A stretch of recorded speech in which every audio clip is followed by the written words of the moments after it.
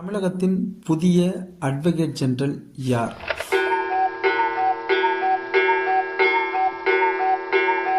விடை PS ராமன். பட்டாபி சுந்தரராமன் என்பது இவரது முழு பெயராகும். இதற்கு முன்பாக இப்பதவியை வகித்து வந்தவர் திரு சண்முக சுந்தரம். தன்னுடைய பதவியை ராஜினாமா செய்ததை தொடர்ந்து இவர் நியமனம் செய்யப்பட்டார். இவர் தற்பொழுது இரண்டாவது முறையாக தமிழகத்தினுடைய அட்வொகேட் ஜெனரலாக நியமனம் செய்யப்பட்டுள்ளார்.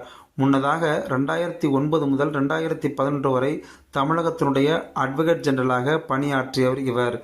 இந்திய அரசியலமைப்பின் சரத்து 165 அரசியலமைப்பு சட்ட பிரிவு தலைமை வழக்கறிஞர் அதாவது அட்வொகேட் ஜெனரலை பற்றி குறிப்பிடுகிறது. இவரை நியமனம் செய்பவர் ஆளுநர். அதுபோல இந்தியாவின் தலைமை வழக்கறிஞர் அட்டார்னி ஜெனரலை நியமனம் செய்வதற்கான சரத்து எது? விடையை கமெண்டில் குறிப்பிடவும்.